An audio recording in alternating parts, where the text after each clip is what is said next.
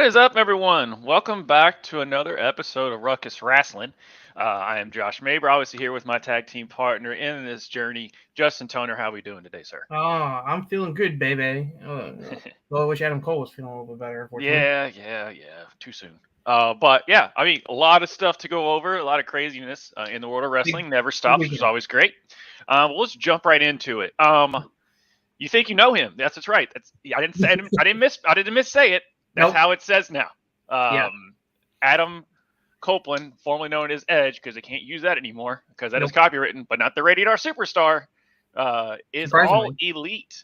We've been kind of thinking this is going to be it. Then it wasn't. Then it could be. Then you just kind of was like a full blown gone conclusion that Mm-hmm. he was. He could have showed up at Wrestledream. They put the Christian Darby Allin match as the headliner. I mean, the main event. And we're like, well, wonder why they're doing that. And of course, he comes out, still has Metalingus. Mm-hmm. So couldn't use that. WWE never trademarked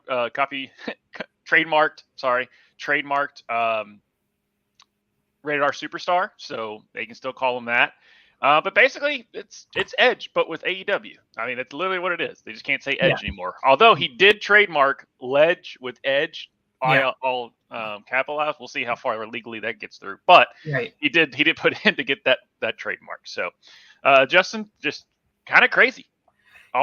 We've been talking about this before, but it's official. Yeah, no, it's been rumored and speculated for quite a while ever since Edge let it be known that his contract with WWE was coming to an end, and it didn't look like they had figured things out for him to stay. And it's like they had the big farewell on SmackDown. It's like it was Sheamus in Canada. So,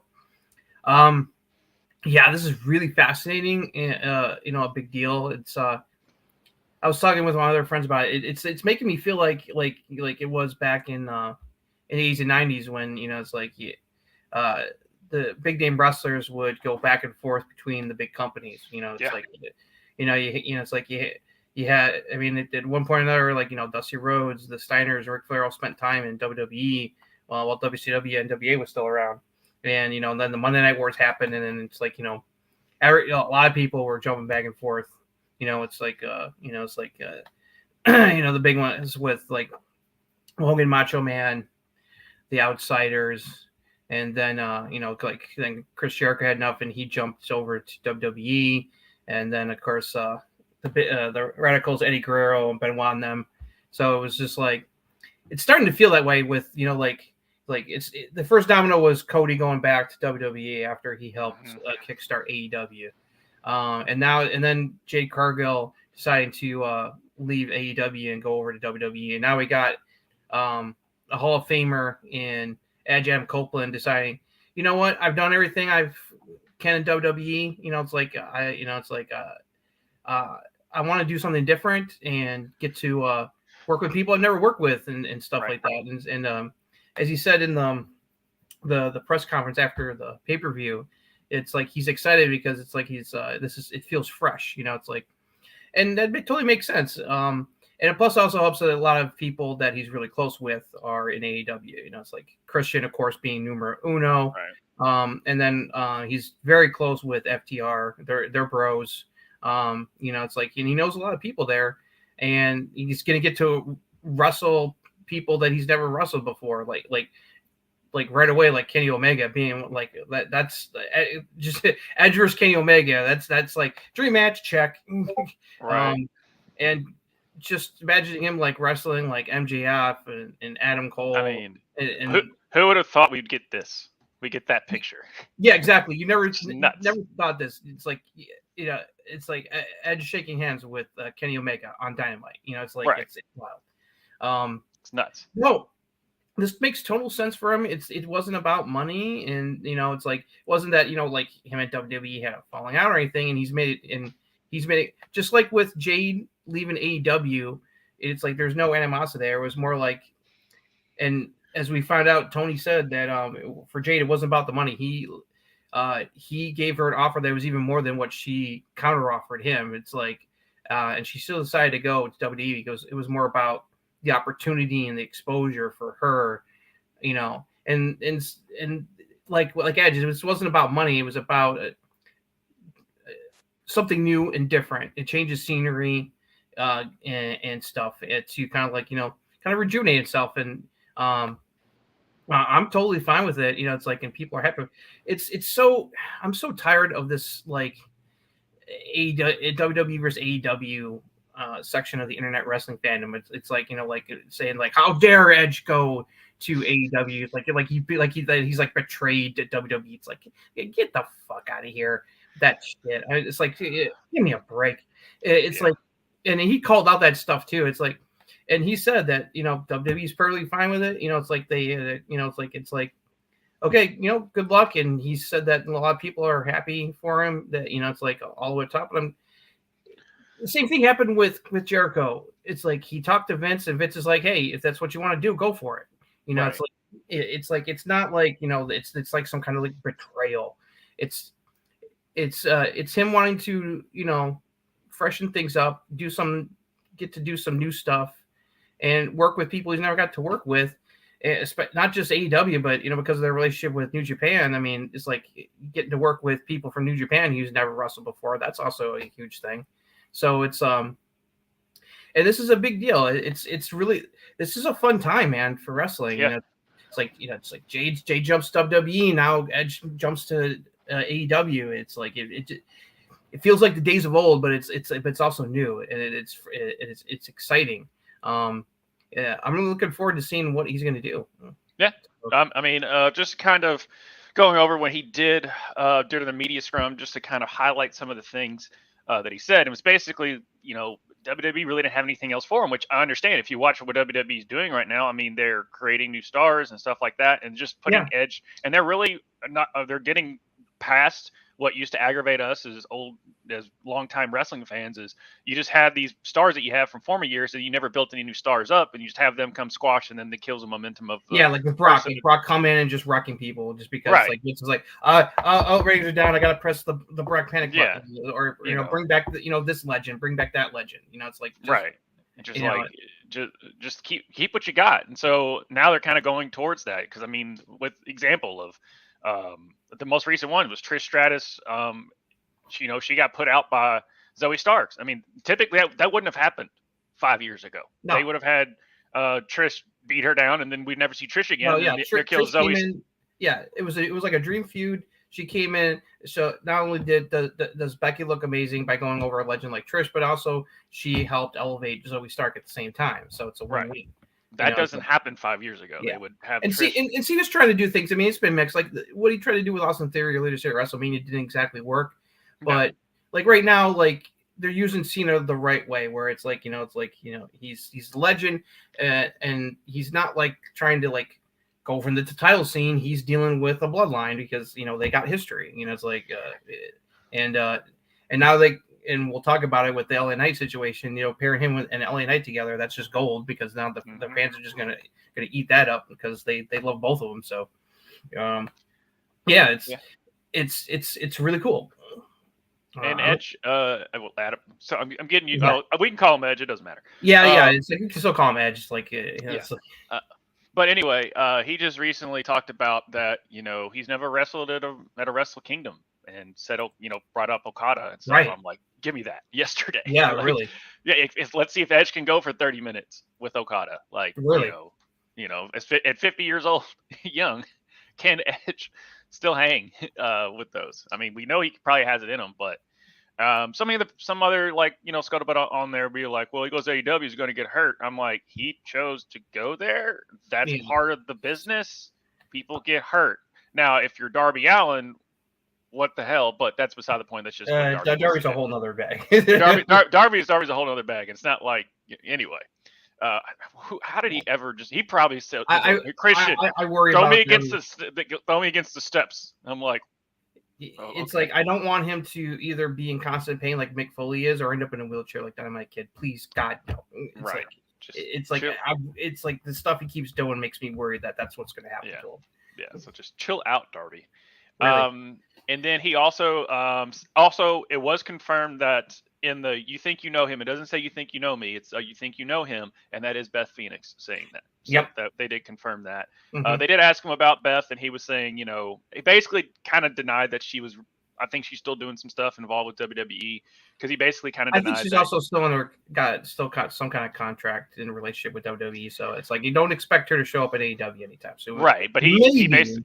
Right, he said, you know, he kind of did the never say never, but you know, and she's always going to be there as far as create, you know, just help him out creatively because he sees her every day, sees her all the time and talks to her all the time. So, you know, that helps there. Also, a little cute thing he did say was when he sat down with his kids, and he asked them, you know, hey, what do you think I should do? And they said, we want to see you work with Uncle Jay, which is alluding to Christian. So he went. And basically they've come out and said, you know, this is it. He's probably going to end up, you know, hanging his boots up in an AEW ring, not a WWE ring, which is obviously you can never say never. It's hard to hang them up, as we know, for a lot of wrestlers. But I mean, that makes sense. I mean, he thought he was going to retire after the Sheamus match. So, he said he actually he was seriously considering retirement until the idea of the possibilities of going to work at AEW, what that could mean, and that it kind of like rejuvenated his creative thinking and juices. He said so. Yeah, cool. Yeah, so it's great. Also a little for the media scrum, a couple of wrestlers still called him Edge. I did like when MJF said Edge because he was talking about all the talent they have there, and he said, you know, Edge, and then Tony goes, whoa, he rolled his eyes, Adam Copeland. And I just thought that was funny. Yeah, it was. And yeah, I mean, just him shaking in the same ring with Sting, and we talked about, like, we'd rather him go to AEW as a wrestling fan. He's never been in the same ring with Sting before. Right. We've never seen him like the potential of wrestling a Kenny Omega or even a Hangman or tagging with someone against the Bucks and FTR and like all that stuff. So, you know, he's gonna find a way to work with his bros FTR, because they've never gotten a chance to like work a match together. You know, it's like, and you know they're gonna want to do that. Yeah, for people that don't know, was it Dax that was helping him? Both Dax and Cash helped, along with Beth, get him back into ring shape when he made his comeback for the 2020 Royal Rumble. Yeah, it wasn't until that documentary that I didn't realize he had that relationship with both of them. And then because they all live near each other. Okay. Yeah, it's like. And then I know they kind of alluded to back in a couple other things. I thought that the internet's cool for that they said that the 3 wrestlers that Randy Orton put on the shelf back in 2020 are all now in AEW. It's a little funny thing. If you go back and watch that, it was like Matt Hardy, Christian, and Edge. He like put them all out of action in 2020. Like he punted Edge. I think he punted Matt Hardy, and he punted Christian, and then he did a concerto to Edge. So all 3 of them now are in AEW. Yeah. I just think that's kind of funny. Obviously, Matt Hardy's he's posted a couple pictures of him and Jeff. Oh yeah, the Hardys also Christian. Happy that he's there. You know, they're old friends. Yeah. And WWE wrestlers tweeted out that they were happy for him. So it's like same with happened with Jade. Like Ricky Starks and a bunch of other people in AEW tweeted their love and support to Jade and wished her all the best in WWE. You know, it's like the wrestlers root for each other. There's no tribalism. It's like it's only in the stupid internet wrestling community. I don't get it. Yeah, I mean, I might like one more than the other, but that's right. You know. But then the sun comes up the next day, and we'll see what the product is because it kind of sways. Like sometimes AEW is killing it, and WWE is like okay, and sometimes WWE, and then we are like AEW, step up your storylines. Basically, it's the same stuff we say every day. Yeah. And they're kind of getting a little bit better. But you know, they're putting on, as far as wrestling in the product, as far as a card. The AEW goes all out. We're going to talk about the match. So Wrestledream had some. Wrestledream lived up to. I didn't want to wake up. I'll put it that way. Yeah. It was definitely good. But yeah, as you speaking, Jade Cargill, it did come out reports that she will be on Raw. Now obviously we know with the way the WWE is, the draft really was nonsense. It was cool when they did it, I guess, for ratings wise. But then after that, they basically just are kind of, especially now with main roster people going working in NXT, and oh boy, that's another thing we'll get to later because there's a lot of big names that are coming to NXT in the coming week, and it's like applaud the baseball playoffs, or you can frown on the baseball playoffs on why we're getting this weird NXT show. But we'll get into that a little bit later. But yeah, Jade Cargill. On Raw makes sense. Absolutely. We were sitting there thinking she might just be on the a lot of people were saying, well, she'll probably just be in NXT for a little bit. But the thing is after the reports came out that Jade was like basically going back and forth and getting a crap ton of money from either company, well, whoever ended up winning the bid out, especially WWE, they're not going to invest that much money and then put her on NXT. You just don't. There's no. She's too big of a name and a star at this point for her to spend any time in NXT. She's going right to the main roster. But credit to her, she's like she's spending time at the Performance Center, like working on her craft. So and it's like, and like we said, like I said, and others have said, that's a good thing. And it's like there's some great people there to help improve her in-ring skills. Raw makes sense because think about it. I mean, like you got Rhea, you got Raquel, Nia Jax is back, Becky Lynch. Jesus, it's like some of the biggest names on the women's roster are on Raw right now. So like you throw, it's pretty Raw. The Raw women roster is pretty stacked here when you got like Rhea and Becky and them, but then you throw in Jade on top of that. It's like, oh boy, it's like there's gonna be some crazy matches. I mean, like it's like Rhea Jade, it's like Rhea Raquel, even Jade against Nia Jax. I mean, it's like, and then she's Jade Becky. It's like just thinking about all the possibilities. It's like, oh boy. And that's gonna make things really interesting if that's the case. If she's gonna go to Raw, that's gonna the women's division is gonna get real interesting over there. It's like Rhea's already got a big enough problem trying to deal with Nia Jax coming for her right now, and then you throw Jade Cargill in the mix, man.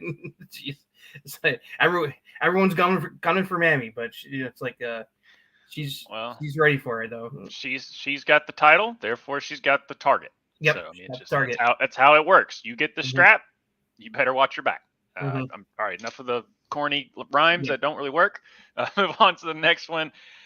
Becky Lynch and Tegan Knox. It's just never going to happen. Apparently, just bad. It's just booking to injuries to I just feel bad for Tegan. Because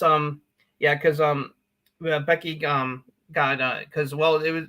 You always run the risk when you're dealing any kind of like hardcore match. And like her and Tiffany Stratton had an Extreme Rules match for the women's NXT title at No Mercy on Saturday night. And we'll get into more details on the match later.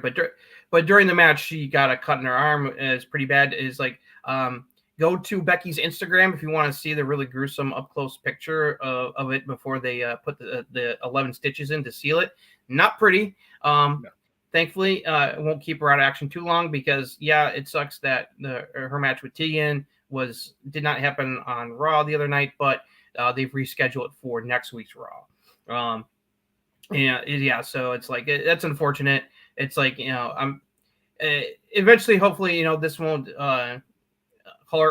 They're obviously they're doing something here with Tegan. They're giving her a push. I mean, they did other stuff with her on Raw. They gave her at least some other stuff to do.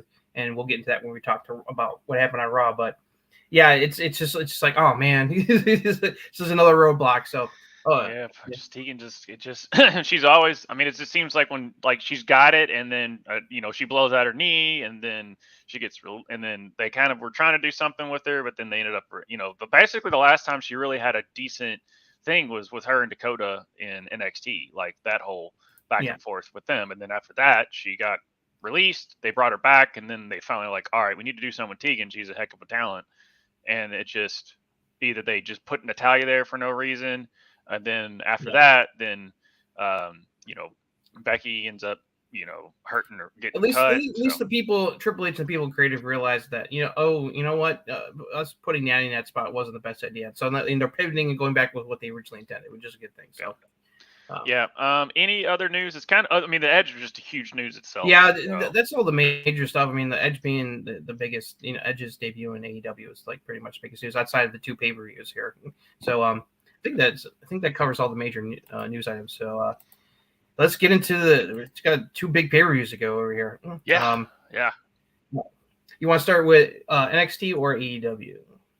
Let's do NXT. No. Let's do AEW because that's a bigger one. Okay. Yeah. I mean, and plus, it won't take long. It's like this was the bigger show, so we want to get this out of the way here first because there was a lot of matches. It's like that's one thing that still bugs me about AEW. As much as I love wrestling, it's like the pay-per-views are a little bit long, and it's like they got to do what WWE is going to there's some matches that you don't really need to be on the pay-per-view, Tony. It's like, but thankfully, still a lot of the matches are so good that that makes up for it. So, yeah. All right, so. AEW had their first Wrestledream pay-per-view on Sunday night. This is apparently going to be one of their regular pay-per-views going forward, from what Tony said. It was basically just a way to honor the Japanese wrestling legend and wrestling legend period, Antonio Inoki. And so you had some. It was mostly. It wasn't like a forbidden door. I mean, like there were some people from New Japan who showed up. But this was mainly still like an AEW-centric pay-per-view. So this is where things get interesting because, like, right off the bat, the opening match is MJF defending the ROH Tag Team titles by himself in a handicap match against the Righteous. And it's like, I know some people were critical of, like, why are you having your world champion be in an opening match defending, and he's not even defending his side. And I get that. I mean, this didn't. I guess the crowd was into it because they love NJF so much and everything. And I get some of the criticism like, does this match really need to be on pay-per-view? It's like probably not, but it was still entertaining because thanks to MJF's efforts, like he's like, I'm gonna body slam this guy, and everyone and the fans are all like waiting for it to happen, and he finally did it. And it's like, everything he's doing is like super over. So I get it. And they wanted to fire the crowd up. So this kind of makes sense. Although, it's like they didn't really have to take the time to really build up any title contenders down. Now they're fixing that. And we're going to get that later about what's been going on lately with Bullet Club Gold for his next world title challenger. But, it was a quickie match. It was what it is. It was a good opener. It got the crowd hot. MGF cheated to win. Of course, he's not going to be losing in a handicap match at this point. So him and Cole are still technically the ROH Tag Team Champions, and he finds a way to keep the titles on them for now. So yeah, it was. There was a lot of better matches to come, but this was still like it was good. There was like no really bad match on this show. It was more just like okay, that was fine. To like, oh, mind blowing, like, oh yeah, this is awesome, this kind of stuff. So this was definitely like, yeah, this was a good start. So, well, I mean, you as you know, you either want to be on first or you want to be on last. Anything in the middle, typically that's a WWE thing, but then that's how you've watched a couple of. That's another reason why Chris Jericho and Chris Jericho left because that was the kind of Kevin Owens thing. Is like he wasn't on first and he wasn't on last, and it was just kind of like a 5-minute like third match on the WrestleMania card, and he was just like, all right, fine, I'm done. And so having. And of course, we've seen sometimes where Brock is even this. I think this last pay-per-view that Brock was in with Cody was like the first time he was just in the middle of the card, right? Because typically Brock either wants to go on first or he wants to go on last. That's why you saw him like in WrestleMania. He was the first match against Omos. I think one WrestleMania when he dropped it to Seth, he was the first match there when he wasn't main eventing. So being the first match is always kind of like, all right, let's get the crowd going. Let's give them something good. It's always the one that get the crowd fired up. It's kind of like the opening act, as you would say, obviously, because it's the first match. So yeah, it doesn't surprise me that they put MJF there, knowing what the main event was going to be. Yeah, exactly. Yeah, so good start to the show. Next up, Eddie Kingston defended both of his ROH World Title and Pure Title from New Japan against Shibata. This was basically just the two of them going out there and beating the shit out of each other. And so, it's like, it wasn't a very long match. I think it was about like 10 minutes, but they packed a lot in there. It was like blow after blow after blow, which you really expect for these two guys. And Eddie's hot streak continues. He wins this match to keep himself double belted. So yeah, no, this was another good one. Good solid match to help keep things turning here. Yeah, and it just basically was just a solid match. Finally, Eddie's healthy and has all the belts and stuff like that. So, he's in a pretty good spot now. Okay, I'm just let's run through a couple of these kind of real quick, just because it's such a big card. We'll probably spend more time on the main event than anything else. Yeah, some of the more important matches. So next up was TBS title, Chris Statlander defending against Julia Hart. Statlander retains. I was really impressed with this match. I was not sure, but this was a big moment for Julia Hart. They've been building this up for quite a while, and there was a couple of missed spots here and there, but otherwise, she really impressed me in this match against Statlander, and gave Statlander a good fight. There were some good spots and moments, but Statlander is the fighting champion, and pretty definitively between like a tombstone and then her finisher is like no, Julia's dead. I'm winning this match. So I was very happy with this match. Yeah, I mean Julia Hart now has the third best moonsault of female wrestlers I've ever seen. Because Tiffany Stratton and Io Sky are the only ones who do it better at this point. Yeah, but her, I was like, when she went to do it, because Io and Tiffany they just get on the rope and go, and they're like a boom boom boom. It's like it's flawless, but it's just super just natural. Whereas like Julia revved up to, which I understand sometimes it just hit those big moves. It's kind of good to build the tension. Yeah, that's the only little thing. That's why she's 3. I mean, but that was still beautiful. That so that was a good match. But yeah, she definitely is getting after this match. I'm like, all right, Julia Hart can be. She gained a level. No, she's really improved her in-ring skills, so it was good to see.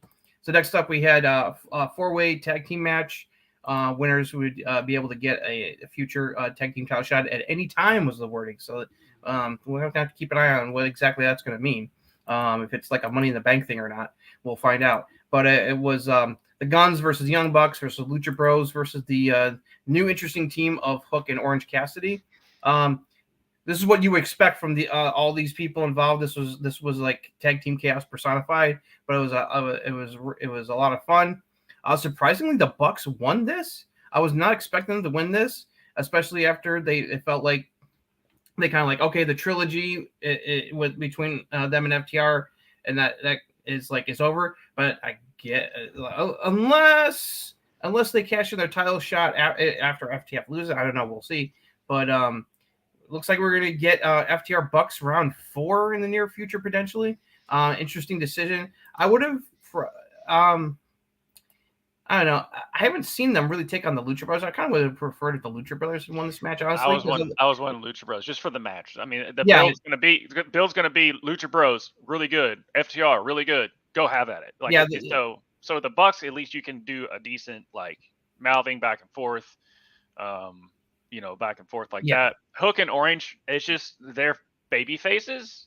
They're new. I wasn't expecting when they were just kind of thrown in there. The Guns made sense because Bullet Club Gold is establishing itself as a top tier heel group right now. So plus the Guns already kind of had their feud with FTR and it sucked. So and they had their tag title run already, and I don't think they're going to be getting another one anytime soon. No offense. But they're definitely building momentum with being in Bullet Club Gold. But and that entrance is still badass. That entrance saved their career. So all right, what we got next? All right, one of the first banger match of the show, Swerve Strickland against Hangman Adam Page. This match fucking delivered. It got into like Rock Hogan territory where it's like because they're in Swerve's backyard there in Seattle, Washington. He was treated as the giant babyface and Hangman the heel. So credit to Hangman, he did not let this phase him that the crowd was on Swerve's side, even though he's the heel in this feud. And we're cheering him on like a babyface, including Prince Donna. They were going nuts for him as well.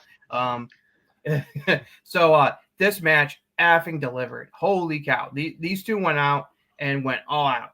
I really love, I'm a sucker for psychology. Really love the psychology of this match where it's like Swerve started working on the arm to try to neutralize the buckshot lariat, and then Hangman started working on Swerve's hand to slow him down.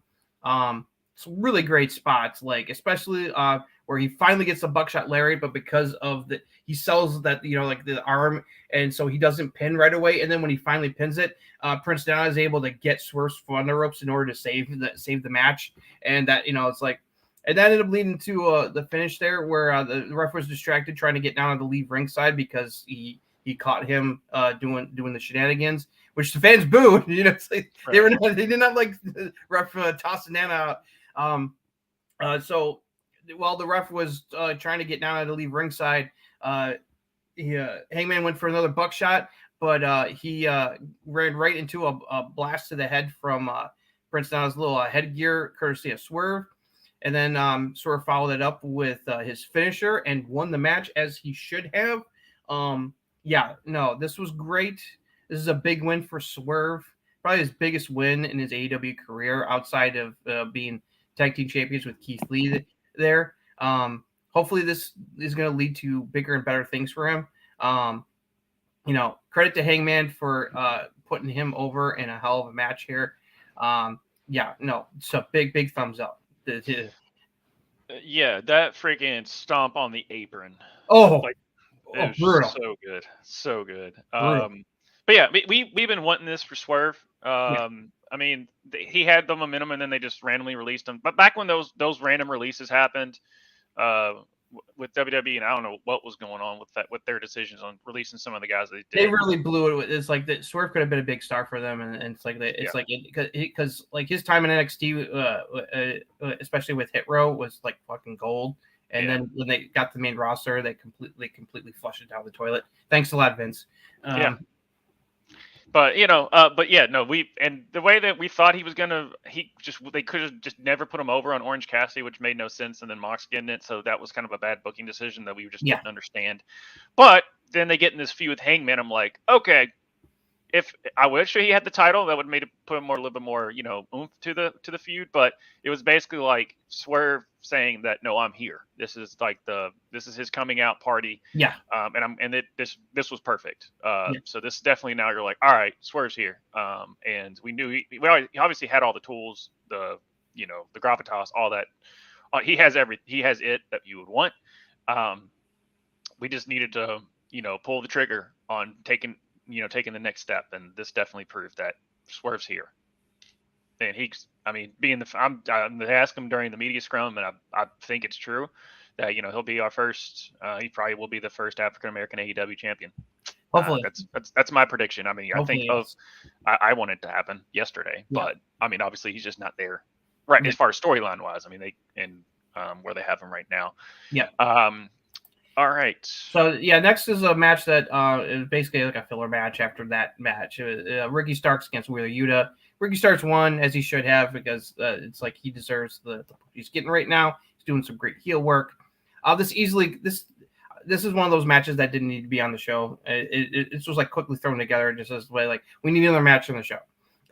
Yes, it made sense because of the Ricky Starks button heads with Blackpool Combat Club last couple weeks, going after Danielson and Moxley, and so it's like that was Yuta's turn to try to tangle with Starks, and that did he lost. And one of the best things about this though was Moxley on commentary. Moxley on commentary tonight was one of the friggin' highlights of this pay-per-view. Holy cow, was he a joy? Apparently, I saw where he got fined for some. Because he dropped he said I think because he said the S word or no, he dropped an F-bomb during the Bryan Danielson Zack Sabre Jr. match, which apparently is a no-no for the commentary team. So, but it's a pay-per-view. I know it doesn't make any sense. They're on pay-per-view. They're not on TBS or TNT where the FCC is. So no FCC. It's a pay-per-view. So no, you have guys sitting here. It was a filler match. It was fine. Starks won. That's all that matters. People getting freaking death matches on pay-per-views, right, and they never get fined, but one F-bomb on a paper. Anyway, whatever. He was hilarious. Yeah. He was just, don't let him disrespect you, Yeah. And so that was a highlight of that. Yeah. And then we got to banger number 2 of the pay-per-view. This match was billed as a dream match, and it definitely delivered. Wouldn't say it reached complete 5-star banger level, but it was still pretty freaking awesome.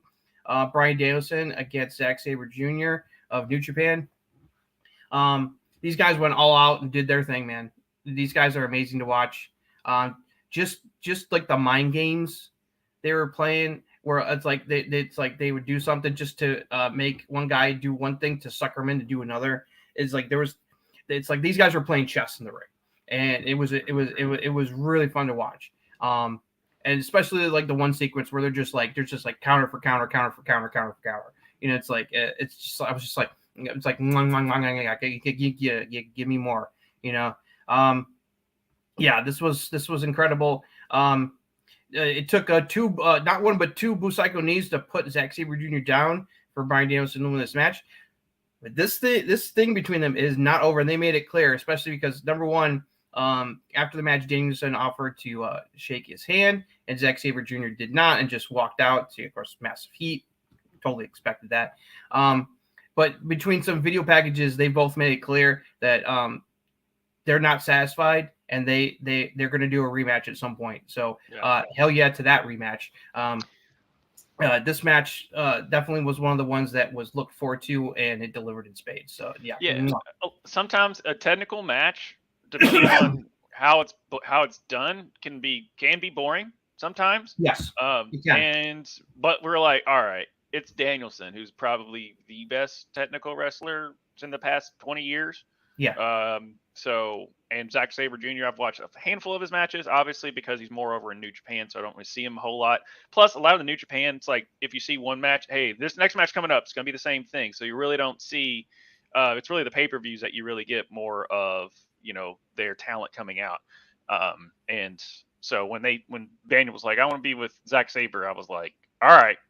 And they proved that. And because like sometimes you can really lull the crowd to sleep with a technical match. Oh, yeah. Because they want more high flying and stuff like that. And the crowd was 1,000% into this thing. So hats off to Danielson and Sabre and the fact that we might get to see him again. It's just awesome.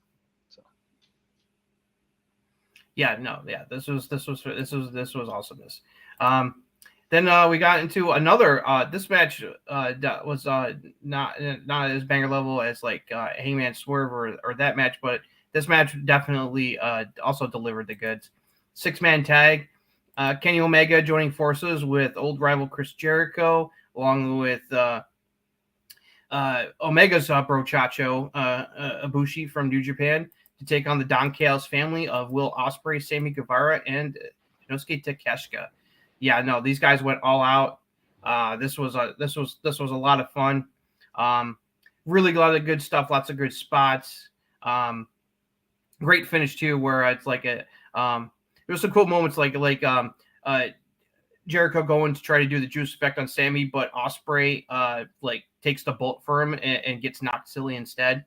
And so it looks like the faces might win it when Jericho puts the walls of Jericho on Sammy. But Ospreay distracts the ref by pretending to use his New Japan U.S. title belt as a weapon. And that allowed Don Callis to whack Jericho over the head with his own bat, Floyd, allowing Sammy to steal the pin. And Don Callis' family triumphs again over the babyfaces. This whole feud with the going on with Omega and Jericho and company against Don Callis' family. This stuff is really cooking, and Don Callis he's drawn the heat only like on the level of only like probably like Dominic Mysterio over in WWE at this point. It's like the fans cannot stand this man. They boo him out of the building every time, and because he's doing his job correctly and he's cutting great promos. And I like the faction he's going in, and it's like throwing a little bit of Dynamite news later. So very interesting development. He's got a new member of the Callis family that was introduced. Saw that in the background. Yeah. It's like that makes me very, very happy. This match delivered as well. Yeah. I mean, it's just a bunch of legends in the ring, and hats off. Shout out to the Jackal. That's right, for you historians. For Don Callis, that's the first time I ever saw him. Truth Commission, my friend. Yeah, the Truth Commission with Kurgan and whatnot. Kurgan, I forgot how he's pronounced his name. And wasn't Buchanan, Bill Buchanan, or with him as well? Yeah, he was a member of the Truth Commission. I forget what his code name was. If you want to have a good laugh, go watch when Buchanan and John Cena and the Doctor of Thugonomics John Cena were together. That was hilarious because Buchanan was like a fish out of water, but it was hilarious. They made it work for what it was, but it was just hilarious seeing Buchanan kind of dressed up like that. But it wasn't cringe. It was it was entertaining. It wasn't like what's his name when he tried to get with the Crown Time. I forget who the other guy was. Yeah. That was cringe.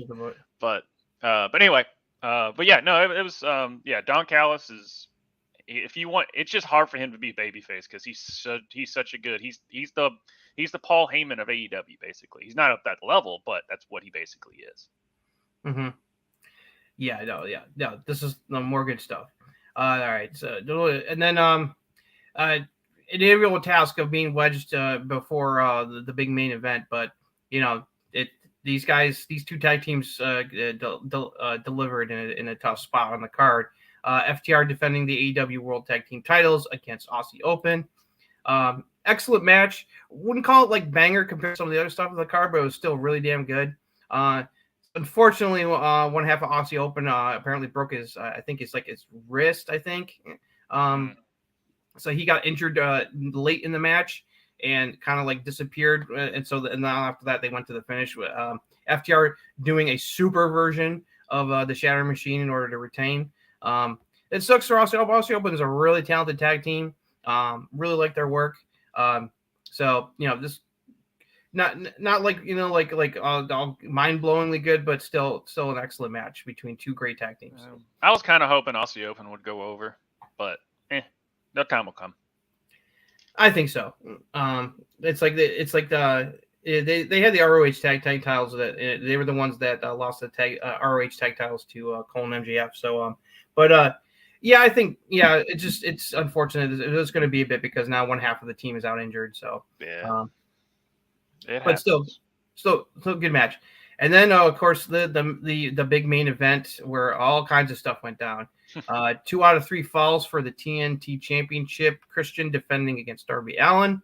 Darby getting the mega pop, being like Swerve, but more correctly is Darby's still a face. Nick Wayne and Luchasaurus were not involved in the match initially, both sent to the back by their respective guys, but they would get involved later. Really cool. The first fall, I like how Darby basically took his sweater and pulled it over Christian's head to be able to get the first fall. Christian did not like that at all. He did a great job selling how pissed he was about that. A lot of things got really nice on the internet for that one. Yeah, a lot of people. And then of course things degenerated, and of course Darby does Darby things, which are crazy batshit stuff. That spot where Christian body slammed his back onto the literal steel steps that come into the ring was, dear God, man. Darby, I love you, but please, it's like you don't have to do these kind of crazy batshit spots all the time, dude, for the love of God. It's like, just ask Mick Foley, man. It's like there's stuff that he looks back and like, yeah, that was cool, but man, I wish I hadn't done that because that really fucked up my body. It's like a lot of the wrestlers have said the same thing. It's like you just at one point you gotta slow it down, man. Of course, he jokingly said it once a couple of times. He's like, "Oh, it's Terry Funk's fault." Yeah, and unfortunately, also Darby got injured. I haven't heard anything further, but he had his arm in a sling after the match was over with the media scrum. So it's like Darby, dude, we love you, but please do not keep trying to kill yourself all the time. We get it. You're awesome. You don't have to keep doing it. This led to a great little sequence of the match because of that, Darby was like knocked out cold. He got counted out. So then things were even at 1 apiece. Christian wanted the ref to declare the match over because he's like, Darby can't continue. And they did a whole thing where it's like, oh, no, I don't think he continue. And they brought out the medical team and a stretcher and a great spot where Christian's like, F this shit, goes up to the top rope and does a frog splash on top of Darby while he's on the stretcher. Fantastic spot. Crowd went nuts for that. And so then he drags Darby's carcass to the ring. Now, while they were putting him on the stretcher, Christian completely stripped the padding off of the ring to expose the wood underneath. And friggin' kill switch Darby on there. You think he's dead. No, he kicks out. So it's like Darby starts fighting back. Then finally Nick Wayne comes out to help, apparently. And just when it looked like he was going to help Darby put Christian away, the swerve kicked in. Nick turned on Darby, blasted him in the head with the TNT title belt instead of Christian, and that allowed Christian to remain TNT champion.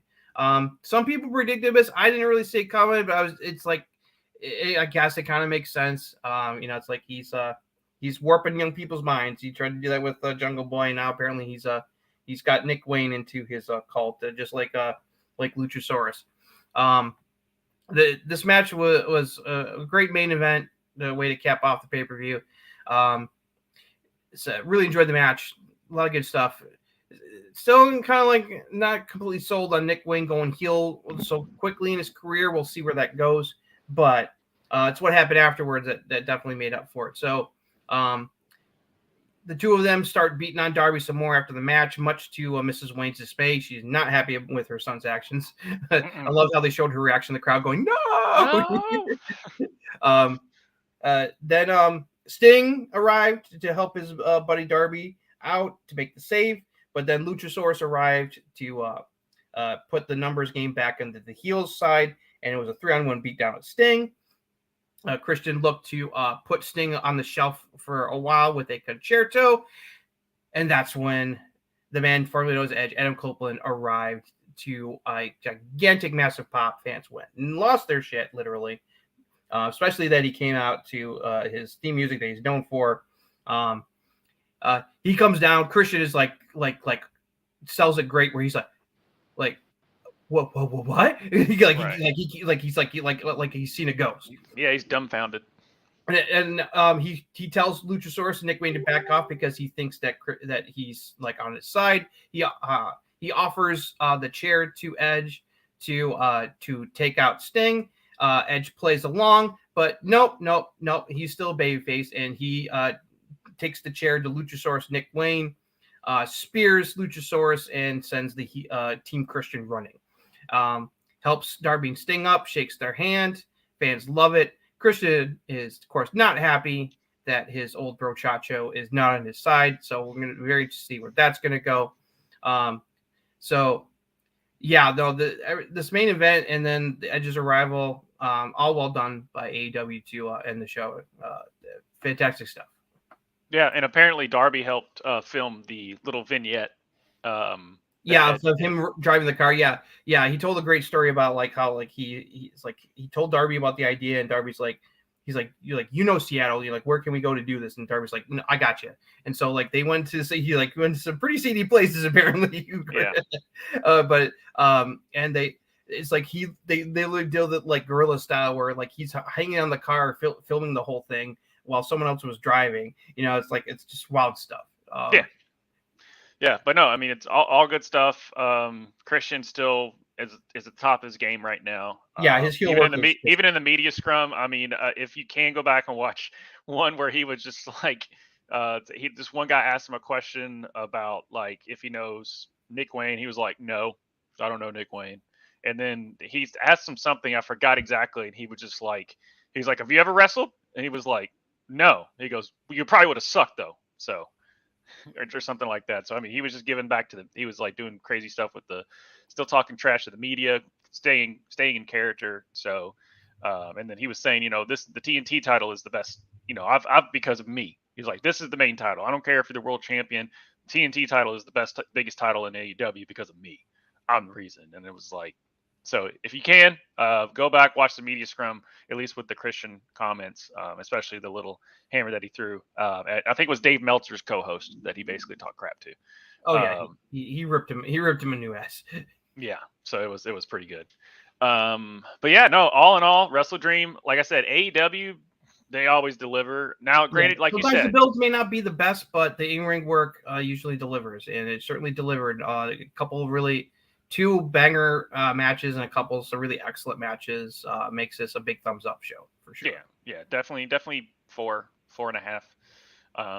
for me out of 5. Yeah, I give the whole pay-per-view 4.5 out of 5 stars. If you cut out some of the filler matches, lean down the runtime, this would have been 5-star level pay-per-view. Yeah, for sure. All right, so moving on to NXT No Mercy. So WWE had their own pay-per-view this weekend for the NXT brand, No Mercy. shout out to the production team at WWE. They came up with this fantastic open for the show that was based around the classic WWE No Mercy video game for N64, which is widely considered one of the greatest wrestling video games ever made, if not the best. Brilliant idea. I loved it. This was a pretty lean show. It was only like a 3-hour show. Only had like 6 matches here, so it won't take long to go over. So the show kicked off with Baron Corbin taking on Braun Breaker. Very interesting. These guys are both heels. So in another bizarro situation, the fans were cheering Baron Corbin in this match. He was treated as the face against Braun Breaker. It's like, never thought I'd see that when it comes to Baron Corbin, but hey, these are strange times indeed, my friends. This is a pretty good match, good opener, good back and forth. Robert Stone, the manager of Von Wagner, who Braun Breaker put on the shelf with injury, so to speak, kayfabe-wise, came out and provided some useful distractions that allowed Baron Corbin to beat Braun Breaker to win the opening match. This was a good, solid opener. Nothing like mind blowing, but a good start to the show, and the fans were definitely into it. Especially, it's like the heel stuff is definitely working Braun, and very interesting choice to have him go over, but it's all part of the bigger storyline with his feud with Von Wagner, and so Robert Stone getting some revenge for his boy by helping Baron Corbin beat Braun here at the pay-per-view. Next up after that, one of the more surprising results here. Melo's bro Chacho, Trick Williams, took on Dirty Dom Mysterio for the North American title with Dragon Lee as the special guest referee. This match was excellent. And to a lot of people's shock, Trick Williams emerged the victor. No Judgment Day, no Mammy around to help bail Dom out this time. This was a big win for Trick Williams. Really cool moment. Fans are really behind him in this match. He's come a long way. He's really good in the ring, and the fans are getting behind him. So there's definitely good things in Trick Williams' future. Really glad that they've moved him. He's still friends with Carmelo Hayes, but he's not like Carmelo Hayes' sidekick anymore. And they're really doing a good job of establishing as his own person and wrestler right now. So it's a good thing. Unfortunately, Trick Williams' reign as North American champion did not last long, which we'll get to when we get to NXT proper, which happened last night. But still, cool moment for him. And we'll kind of get more into like the whole North American thing when we get to it, because he got a rematch. Dirty Don got a rematch because Judgment Day, of course, was not happy about that, him losing the title, and we'll get to that later. So that was really good. Then you had a 4-way match. The tag team titles are on the line. The family, Tony D'Angelo and his boy Stax, defended against the Creed brothers. The team of Los Lotharios, Humberto Carrillo and Angel Garza, and a new tag team that's on the scene in NXT, Out the Mud, with Scripps, formerly known as Reggie, as their manager. This was a good match. A lot of crazy stuff. Creed brothers are still amazing. I can't wait for them to go to the main roster. Those two are amazing. They're going to do great. Looked like Tony got injured. I don't know if it was serious or real or what. He got. Yeah, I was going to ask you about that. I saw the highlight on that. I just didn't know if you knew any more news on that. No, I haven't heard anything else. I don't know. So it's like, I know it may not be too serious, hope, thankfully. But he came back out, and the family was able to emerge victorious. So yeah, no, it's like that they like this tag team, and they keep their winning ways. So it was a good match. Then different kind of style match. This is the NXT Heritage Cup, which is under British round rules, where Butch Pete Dunne challenged Noam Dar. Tyler Bate, his British strong style bro, was in his corner to help him.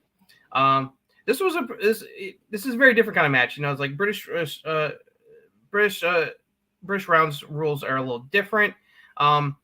The crowd, it took a while for the crowd to get into it, I think, because this is just a different kind of style match. They're probably a bigger crowd that's not used to seeing it, especially outside of the Performance Center on the weekly show.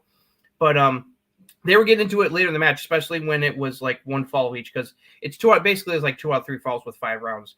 And so it was 1-1. They got to the final round. It looked like Butch might pull it off, but then them Gallus boys showed up and made their presence known because Joe Coffey lost the number 1 contendership opportunity to Butch, Pete Dunne, and so he was not happy about that. And so he can't. He had his boys distract the referee, and he got in the ring and just knocked Pete Dunne the F out with his lariat finisher, and that allowed Noam Dar to escape once again as the NXT Heritage Cup champion. So that furthered this little mini feud going on between Dunne, Tyler Bate against Gallus. Still a good match. But the last 2 matches what made this show, because oh boy, did the last 2 matches deliver. First up, it was the NXT Championship match. Carmelo Hayes defending against Ilya Dragunov. These two had an amazing match at the last NXT pay-per-view, and I think this one exceeded that match because this was like a incredible match, banger level. Just these guys just beat the living crap out of each other. Incredible stuff. Amazingly, Ilya Dragunov emerged the victor. He is the new NXT champion. I was surprised on that one. That was very surprising. That I thought Melo was going to have a little bit longer run with the title. But Ilya Dragunov is an amazing wrestler. He's the one who ended Gunther, a.k.a. Walter's historic multi-year reign as a NXT UK championship. Before that was unified into the NXT World title last year. This guy he's an amazing wrestler. These two have amazing chemistry. Loved it. Very interested to see where this is going to go, where Carmelo's going to go now that he's not the champion anymore. And what kind of opponents Ilya's going to get as a NXT champion. But they had a pretty contentious feud. It was very heated about like who was the better wrestler. But Carmelo definitely earned Ilya's respect because he pulled him up and shook his hand and hugged him after the match, gave him props, even though he lost. So that was really nice to see. So these guys are amazing. These two are definitely like, it's like Triple H and them booked this right. These 2 guys are going to be big, huge future stars for WWE in years to come, especially Carmelo Hayes. I was about to say Carmelo Hayes for sure. Ilya, I mean, these are like 2 different styles too, because Ilya is much more strong style-esque type of wrestler. Yeah, and Carmelo's like more like the athletic, speed and high flyer kind of. Yeah. This was fantastic. But yeah, it's just like Ilya Dragunov. Guess what? He had a really good match. No kidding. Who saw that coming? Then you put him in there like, who was it with? Carmelo Hayes. Well, duh. So on that. So this was not surprising. The only thing was surprising was that they actually put the belt on Ilya, because I thought he was always going to be like, he's always going to give you great matches, but are you ever going to put the strap on him? Well, that answers this question. Yeah, definitely. You wonder, like, wait a minute, why was the NXT title not the main event? Well, it's because when you got the man Becky Lynch working NXT right now, you're going to have her in the main event.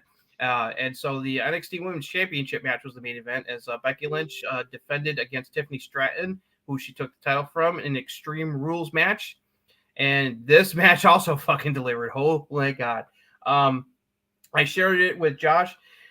Go check out the clip of Tiffany Stratton doing a multiple handspring elbow attack into Becky, putting them both through the freaking barricade.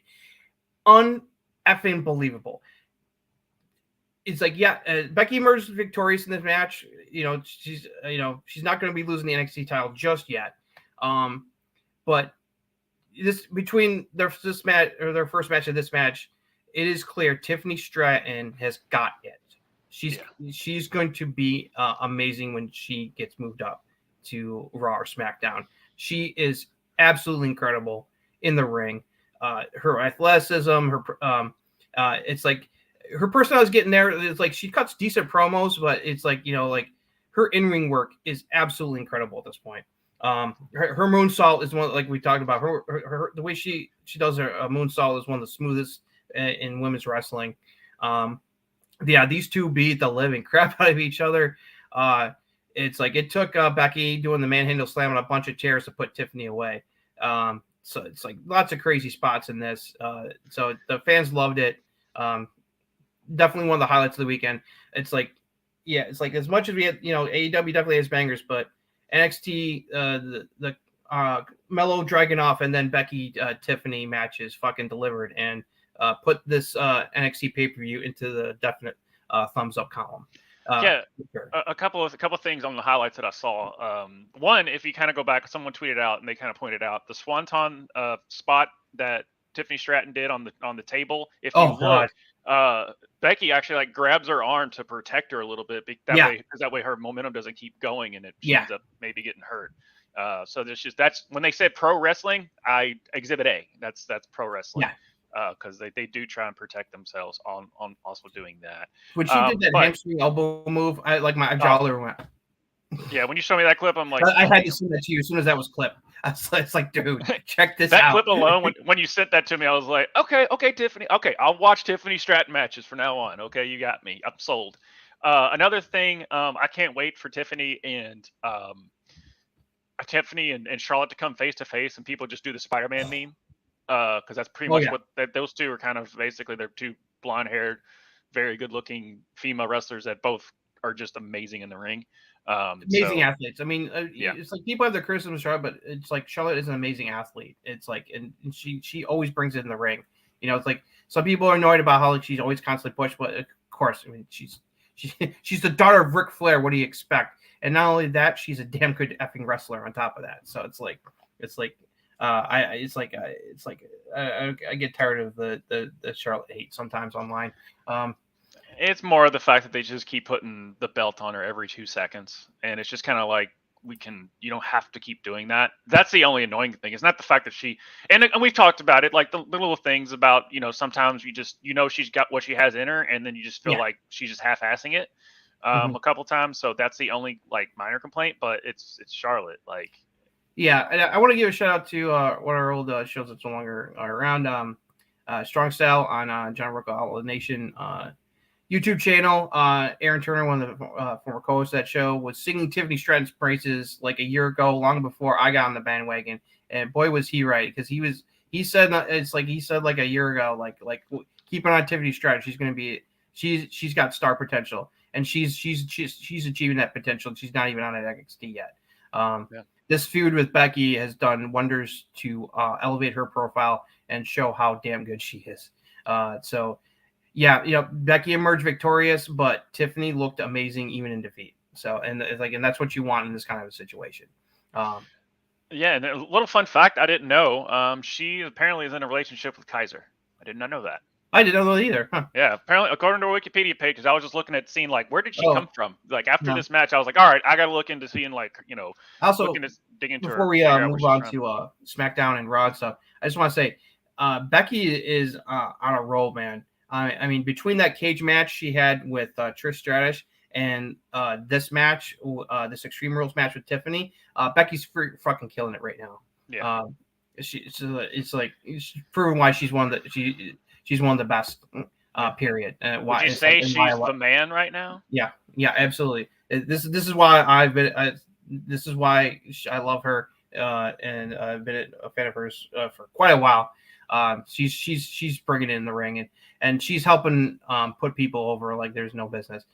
So we're gonna get more of that with NXT because like there's a lot because like we said, when you have a title on you got to target it back, and there's a lot of young women's wrestlers who are gunning for Becky right now because they want that to take her down and take that NXT title from her. So yeah. Yep. Yeah. So, but yeah, all in all, sounds. I mean, go back and if you have the Peacock, you can go back and and watch check out the last two. Like the rest of the card was like a little up and down, but it's like check out Mello Dragunov and Tiffany Becky. It's like they're both amazing matches. Yeah. And then let's touch on SmackDown real quick. I know because we've got it since we had 2 pay-per-views and stuff, so we'll just kind of breeze through the SmackDown Raw, and because we'll spend more time on NXT based on what's coming forward at the end there. So let's just kind of get through SmackDown and Raw real quick, and then kind of just give our thoughts at the end of both recaps for me. Yep. Yeah, so the big overall storyline that kicked off the show and ended the show was Cena's feud with the Bloodline, currently in the form of Jimmy Uso, who is worming his way back in the bloodline because he's got nothing better to do right now that his brother Jay is divorced from the bloodline situation and is over on Monday Night Raw right now.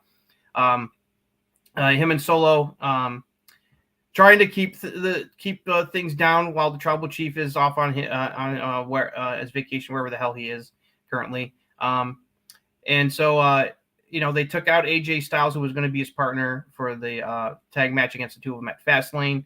And they're like, oh, well, it doesn't look like you got a partner now. And Cena's, of course, well, asking the fans, like, do you think I should just go on alone and do a handicap match? Or, and so that led to more shenanigans where Carl Anderson came out and attacked, wanted payback for what they did to AJ last week. So he had a match with Jimmy. Jimmy won the match. Him and Solo beat him down afterwards. Led to a really cool moment where BAM came out and delivered a super slap to Jimmy's face that put him on his ass. That was funny. It was a very funny moment. And that kind of set Jimmy off because he and then the Solo went on a rampage backstage, just beating up anybody they could get their hands on, try to eliminate anybody from even thinking about wanting to join forces with Cena against them at Fastlane. In the meantime, you had the LWO situation going on here, and then you had Lashley being interviewed by Grayson Waller, and he was saying about how the Street Profits disappointed because he thought that they would have the killer instinct, but apparently they didn't because they lost the LWO last week. And they came out and basically Lashley told him, like, hey, you guys want me to believe in you? You got to prove it.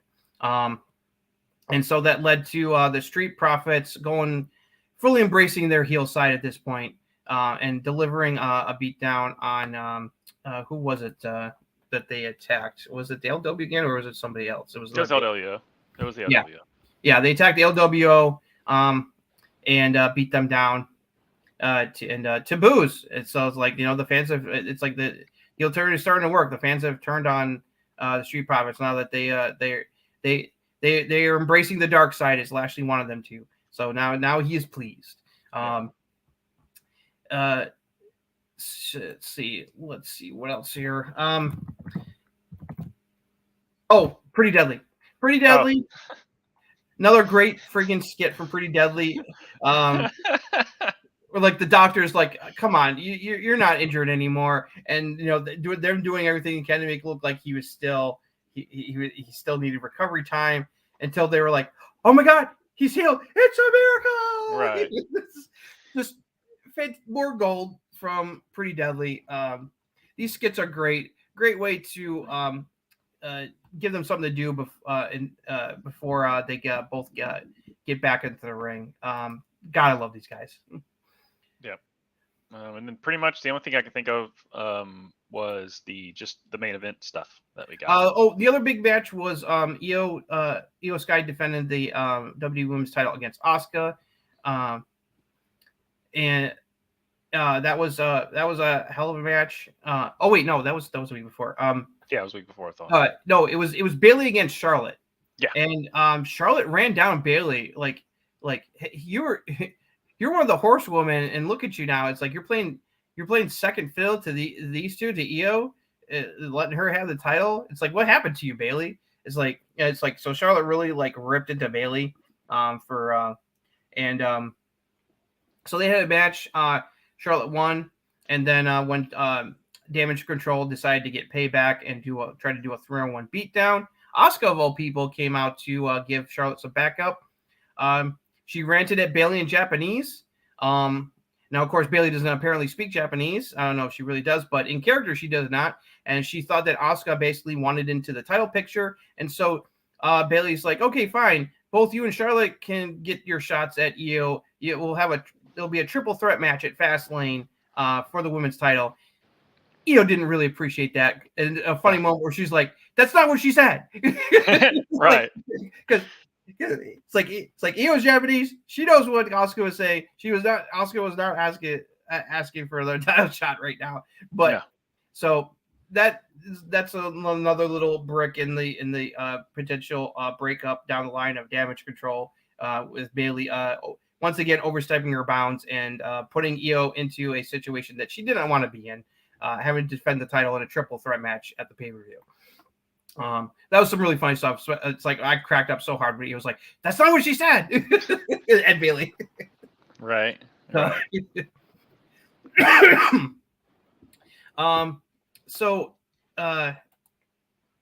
then we got to the main event segment where Cena had the contract with him for the pay-per-view match.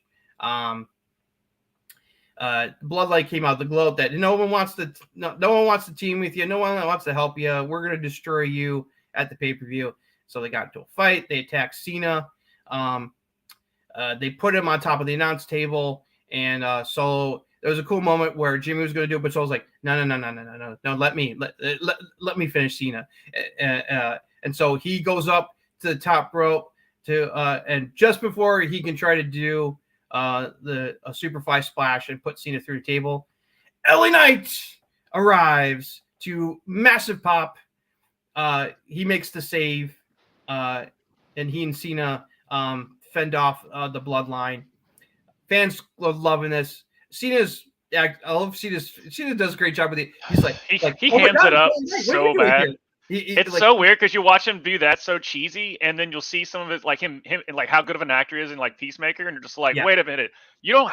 I know you don't have to exude like emote that much, Cena, but I think he just does it for fun. and then LA Knight picks up the contract, signs his name onto it, and the fans go wild, and Cena is all like, "Oh yeah, baby!" Yeah. So as we said, this was originally the plan to happen last week, but he came down with COVID for a little bit. But they pulled the trigger here. LA Knight and John Cena are going to join forces against the Bloodline at the pay-per-view, and the fans are going to eat that up like it's ice cream. Two of the most over baby faces in WWE joining forces against the Bloodline. And Heyman is definitely not happy with the situation because he keeps calling Roman Reigns about what's going on. So eventually Roman's going to be showing up at some point because it's pretty clear. It's like Cena and LA Knight are going to deal a big L to the Bloodline at the pay-per-view. And the tribal chief is finally going to have to come back, and he's not going to be happy. No, he's not. There's going to be hell to pay for both Jimmy and Solo when Roman comes back because they're doing a lot of stuff in his name, and it's like, and you can tell Heyman is like, he's trying to put on the brave face, but they're definitely saying and doing stuff that Heyman is like, no, this is not good. This is not good. Right, exactly. So yeah, this was awesome. The LA Knight, it's like this is the right way to get LA Knight into the main event scene here, teaming up with Cena against the Bloodline. He's getting put into, and that's going to put him into the crosshairs, of course, of the tribal chief. And because he said that he's coming for a title sooner or later, and he listed off even if it means I got to take down Roman Reigns, I'm going to get a title belt around my waist at some point. Yeah. Great stuff. Great use of LA Knight. I just love hearing the reaction. It's incredible how far he's come in a year from Maximum Male Models to this. It's like you just love it. Yeah, and the fact that obviously Vince didn't really see it in LA Knight, and plus he's not a big fan of if you get yourself over. If he's not the one to help you get over, then he's not like a fan of it. Like he has to think that he's the genius behind, which I mean, obviously he is, but has like this build of him just slowly getting over with the fans. It's just LA Knight himself, basically just going out there and being him. And yeah, guess what? It works. So it's always nice to see LA finally, and they slow built him correctly. I wish, obviously we wish they would have given him Money in the Bank, wish they would have done X, Y, and Z. But now he's main eventing, and that's with Cena. So there you go. Mm-hmm. All right. So, and then we can roll over to Raw. Ooh, lots of stuff happened on Raw. So not a lot of wrestling, but a whole lot of talking. Yeah, no, it's like outside the main event, there was a lot of short matches on the show. There's a lot more of angle development for stuff coming up on the pay-per-view. and also what's stuff going forward. So originally, Nia Jax was going to have a match with her former teammate and co-tag team champion Shayna Baszler due to her wiping out Shayna, Zoe Stark, and a bunch of other women last week. The match didn't get very far because they were just brawling right away. And then Raquel Rodriguez came out to attack Nia Jax.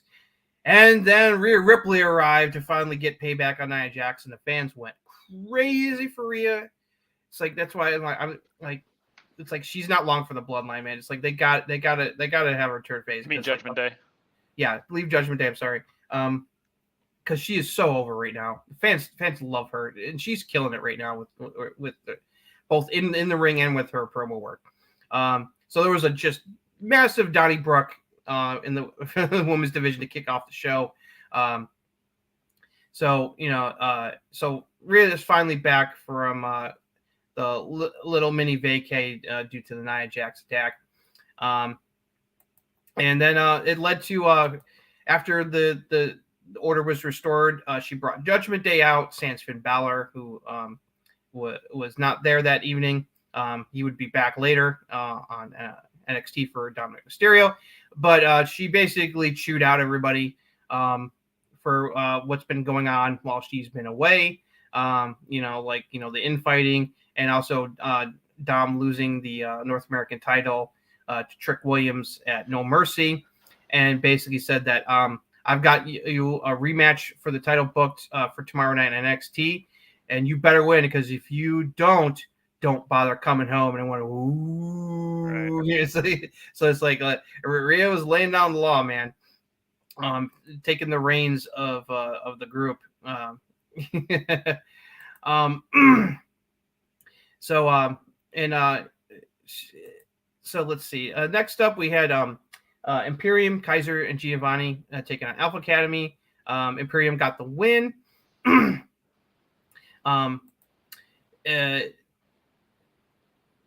It makes sense that they want to kind of okay, it's like Alpha Academy's had a lot of wins lately, but they wanted to turn things around and kind of like get things back on track. So at least Gunther's going to be off their back for a little bit here with this victory. Chad was definitely disappointed later in the show, and vowed noticed that they're going to keep working and turn things around here with their losing streak here against Imperium lately. Excuse me. Okay.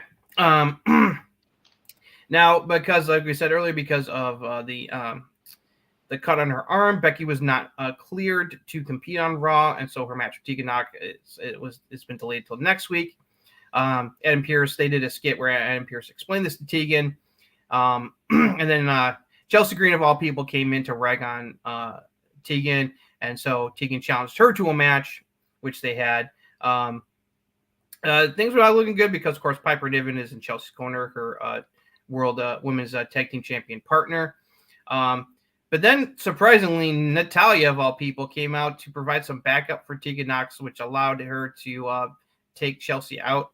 Shout out to her doing the merry-go-round. It's like, love seeing her do that. So Tegan picks up a victory, some more momentum going into her NXT Women's title match with Becky Lynch. Mm-hmm. Very interesting. I guess it's like we'll see where this thing it looks like Natty's definitely warmed to Tegan after losing to her. I guess a respect thing. We'll see where that goes. Bronson Reed continue his just crushing people. Poor Cedric Alexander fell victim to the big Aussie. I hope this leads to good things because Bronson Reed is really cool. They're definitely building him up again. It's like with giving him some wins here. Remember when Cedric Alexander was a thing? Yeah, I know. I really like him, and just like. Yeah, I miss the days of the Hurt Business and him and Shelton as the tag team champions. It seems like a long time ago now. Yep. The feud between New Day and the Viking Raiders continued. Ivar took on Xavier Woods. Ivar was able to get the win over Kofi, but Xavier paid him back by beating him this week, which I thought was a little weird. I thought Ivar should go over, but that would have been the proper booking. But it didn't matter because Ivar just beat the living crap out of New Day, both members of New Day after the match was over anyway. So that feud is continuing. That's fine. I just don't ever understand the, all right, you win, and then you get the win, now you're gonna get the crap beat out of you. Either you have them go over, or you don't. I've never understood that forever. Just like you get a small roll-up package. It's kind of like the only time that made sense is when Maven eliminated the Undertaker in the Royal Rumble, and then the Undertaker proceeded to beat the crap out of him. Like that made sense. Yeah, that makes sense. But these type of booking never does to me. Either you go over or you don't. Exactly. I feel the same way. I was just like, no, Ivar should have won that match. So we had another segment between Seth freaking Rollins and Shinsuke Nakamura building toward their last man standing match at Fastlane for the world title. Shinsuke pulling a little chicanery on Seth, making him think that he was on the Tron Live talking to him, which distracted Seth, and he came out and attacked Seth from behind and did the whole thing where he laid him out and for a 10 count, to build toward their title match at Fastlane. And well, the fact that he did that definitely means that Shinsuke, I don't think he's going to be winning the match, unfortunately, as much as we kind of would like to see him win the match. The fact that usually it's like the way things go. It's like if the heel has the upper hand on TV going to the pay-per-view, that usually means that the babyface is probably going to pull off the victory. Not always 100%, but that's usually the way it goes. So still, this is great stuff, though. These guys have done a great job with this feud. Really looking forward to their last man standing match at Fastlane on Saturday night. Let's see. Also, Tegan talked to Becky Lynch, and it's like there's definitely respect there, but Tegan really wants to try to beat Becky for the title, and Becky's like, "Hey, bring it." And she's making it clear that it's like, yeah, she wants to hold on to the title, but she's also wants people to step up and like, hey, if you can beat me, that means you got something. And it's like, right. So it's like it's like I want to see I want to see the best out of people. And it's like, if you think you can take me, come and get me. I like that. Trick Williams appeared in a segment, and then Dirty Dom showed up to have some words with him before their rematch on NXT the following night. And also Rhea Ripley and JD McDonough also showed up to try to intimidate Trick as well, but Trick held his own there in a pretty good little segment there. And then we got to the main event. This was the highlight of the show for two reasons. Number one, you have Gunther defending the Intercontinental title against Tommaso Ciampa. Now, this was set up early in the show with a contract signing. Now, originally, Ciampa was not supposed to challenge him for the title tonight. It was supposed to be at a later date, but Ciampa was able to get Gunther into having the match tonight instead, and so that led to the main event. Like I said before, these two have clashed before. It was a banger, and they delivered another banger. This was an incredible friggin' TV match. Just all kinds of great stuff. Great selling by Gunther with the arm. Ciampa working the arm, trying to neutralize Gunther. Crowd was into it. They were pulling for Ciampa here. But they can't stop the ring general right now. The historic reign of the ring general continues. He power bombed the hell out of Ciampa and then put him in his sleeper hold and literally put him to sleep to retain the Intercontinental Championship. Awesome match. And then thing that Josh and I have been waiting for. We're talking about this, and it finally happened. The rest of Imperium came out to beat down Ciampa afterwards. Gunther was like, "Okay, you guys got this in hand. I'm gonna head in the back and chill." And as he just after he left, and they continued to beat down Ciampa, who arrives to help Ciampa? Johnny Wrestling. Yeah. Johnny Gargano returns to help his former tag team partner and on again, best friend, bitter enemy, but in the end, still friends. Helped clear the ring of Imperium. Fans loved it. DIY chants break out because they know what's up. Now, boo on USA because the show ran long and they were hitting right to the 11 o'clock time slot, and they cut off just before him and Ciampa did meet in the middle on Giovanni. Now, thankfully, they released when they released the clip online, they showed what happened after USA cut away to go to their next regular programming, which is like, I was like, people were not happy. It's like, boo, how could you cut away before we Right. in the middle? And Cole was saying like, yeah, looks like DIY is back. Been waiting for this for weeks. It's like been building toward this. Ciampa's been looking for Johnny. Johnny hasn't been around. He's had missing posters saying, "Have you seen Johnny Gargano? I want to find my friend." It's like so. Johnny is finally back. The DIY reunion has begun, and I'm all for it. Apparently, this was a late-minute decision. They weren't originally planning on Johnny returning and doing this initially, but it was over the weekend they decided to pull the trigger on this and finally move that storyline forward. So good on them. Thank you, because it was like, come on, guys. Yeah, I know they were really dragging. It felt like it was like, come on, guys, let's get to it. And so finally, I'm glad. Now we're gonna move forward here. I'm excited. Love Johnny and Ciampa. Really excited to see them reform DIY and get into the tag team scene because there's so many. Oh my God. Just imagine, just thinking about like them going up against like say like KO and Sammy, or against Pretty Deadly, or the Street Profits. It's like, oh, the potential for amazing tag team wrestling is like has got me very excited. So the only thing that's missing that we won't get at this point is them versus the Usos. That's the only thing that I'm like, we could have had that. Mm-hmm. But it is what it is. I mean, these guys gave us, one of the best NXT tag team matches of all time with them versus FTR. Them and FTR, them and FTR had like an epic feud over the tag team titles. Go watch their two. They both are, and FTR calls it one of their best matches of their career. Their 2 out of 3 falls match at a takeover in Toronto many years back. Between those two teams, it is a 5-star epic. Yeah, and then they went on to have arguably the greatest feud in NXT history. After they split, and all that Gargano got wrecked, that whole freaking thing. Go check out the unsanctioned NXT title match between Ciampa and Johnny Gargano. It's absolutely incredible. Yeah, it's crazy. Yeah. So DIY's back. Yeah, finally. Thumbs up to the DIY reunion. Yeah.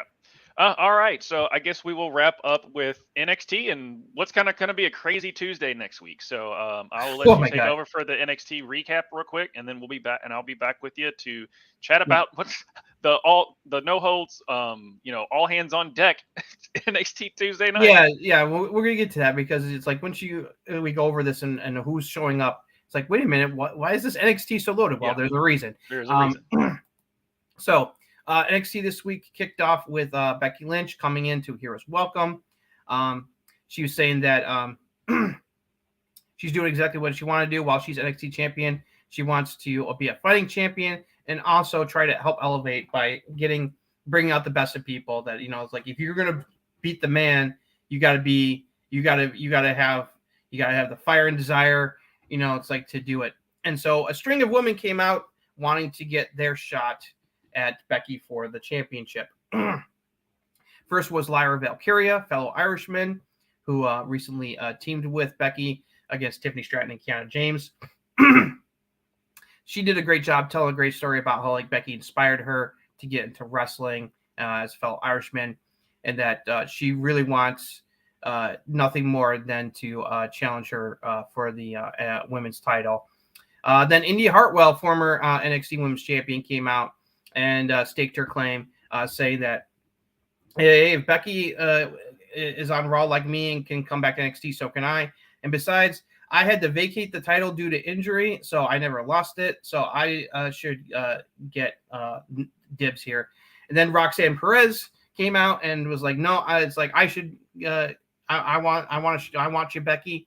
And so Becky was really happy to see all these these talented young women stepping up. And so she's like, okay, why don't you all have a triple threat match here? and the winner will face me at night 1 of Halloween Havoc. And so the three of them had a really great opening match to the show, really back and forth, really great action. Fans were eating it up. Looks like Roxanne was going to win it. She hit Pop Rocks on, I think it was Indy Hartwell.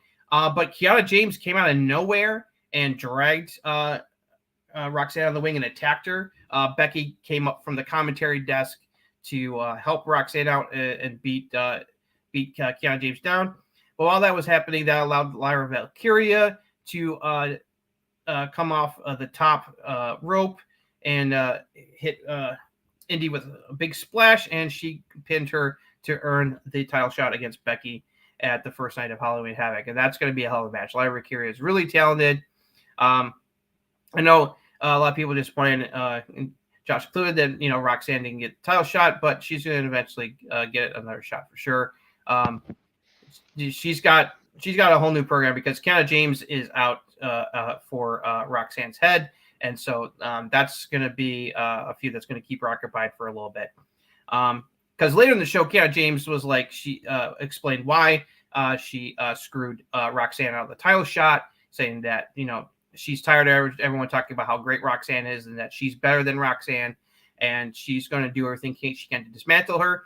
And she first step in her master plan in order to do that was she's bringing in Asuka, of all people, to face Roxanne Perez on next week's NXT. Yeah, Roxanne Perez against Jefferson tomorrow. I was like, when you showed me that, I was like, oh, I guess I got to watch NXT. Yeah, I'm not gonna watch it, but I was like, oh, I got to watch NXT now. Because I was like, man, I want Roxanne versus, because just like I said, Indy makes more sense with her just because she never actually lost it, so that makes more sense. We'll get to that later on, but as far as the Roxanne, that's why I had to pop back in because I talked about my girl.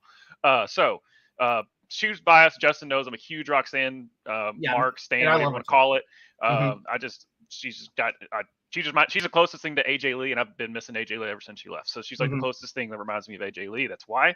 But when I saw that, I was like, yeah, Roxanne, and then you're like, nope, she got screwed. She's not doing it. I was like, oh, and I was like, well, that sucks. And then because I really want to see Becky and Roxanne, and then you're like, wait a minute, she's gonna play Asuka, and I'm like, why? But yay. So yeah.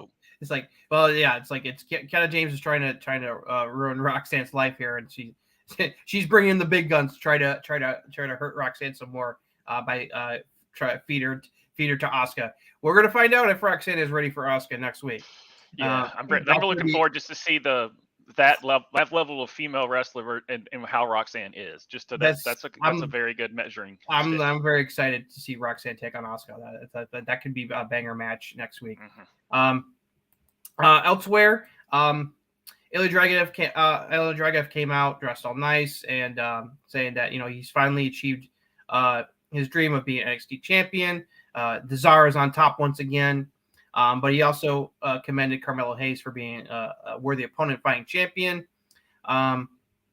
Trick Williams came out and had words with Ilya because it's like because Ilya's whole thing was that it's like he felt that Trick was the reason that he lost to Melo in their first title match. And that wouldn't happen with Trick out of the way here, which is what happened. So it's like that had kind of fueled fire. And then Melo came out and they had words. And then, of course, Dom Mysterio made his presence known, promising that he's going to win the title back and bring the title back home to Judgment Day. Melo offered to be in Trick's corner to watch his back because, Judgment Day is going to try to pull shenanigans, of course. But Trick made the unfortunately fatal decision to say, no, bro, no, I got to do this on my own. I won this title on my own. I got to defend it on my own. I appreciate that.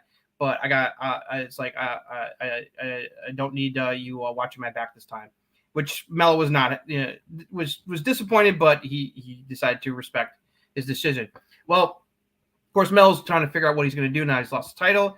And then Braun Breaker, his old rival, showed up and tried to continue to rain on Melo's parade by saying like, hey, man, it's like, I know exactly how I feel because like you were on top of the world and the fans are cheering you and then you lose the title and they're now cheering Ilya instead. Yeah, doesn't that sound familiar? It's like, trying to lure Melo back over into the dark side and kind of thing. And basically trying to kick him while he's down. Well, Melo didn't appreciate that, so he challenged Braun to a one-on-one match next week, and he made it known that, well, I'm going to have someone watching my back that, I know is amazing, and he's probably the greatest wrestler of our time. Mr. John Cena, he's going to show up on NXT and watch my back. John freaking Cena is going to be on NXT. But that wasn't the end of it, because it's like we'll get to that later.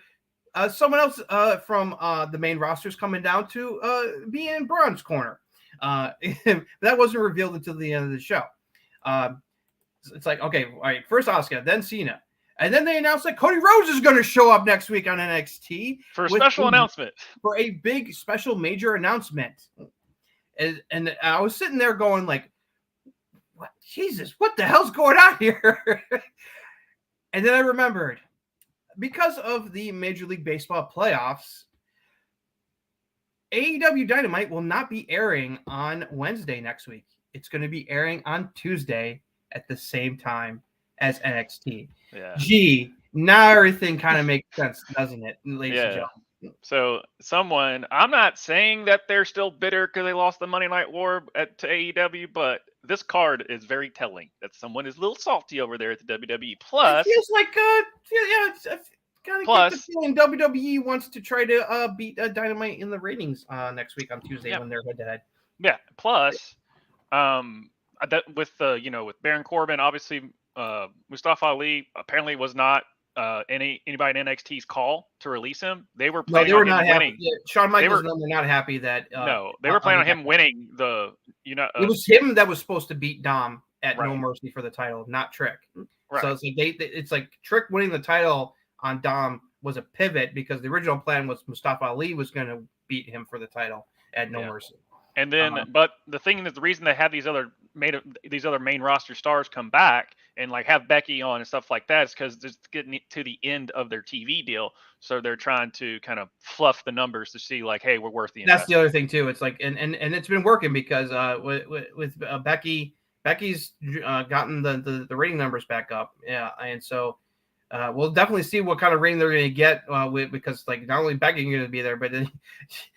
You got Roxanne versus Asuka. You got Cody showing up. You got John Cena showing up to be in freaking Carmelo Hayes' corner. It's crazy. They announced the participants in the annual Women's Breakout Tournament. The winner will get a title shot against the NXT Women's Champion. This is a way to elevate the new incoming talent. So a lot of good, a lot of interesting women here. I'll be interested to see who's going to come out. This tournament definitely helps because both Roxanne and Tiffany were in this tournament last year, and they met in the finals and had a banger match. And look where Roxanne and Tiffany are heading. They're heading up. So it'll be interesting to see who's going to emerge out of this tournament to potentially be another great talent for NXT and WWE. So we'll see. They introduced all the participants, and then they had a match here. Let's see, who was it?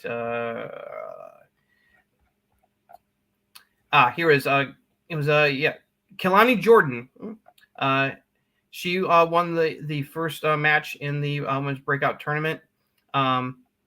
She looked pretty cool. A lot of people have been talking about her. She's definitely got some potential. Going to see where she goes. The other stuff here, the Chase U storyline continues with JC Jane luring Thea Hale over to the dark side.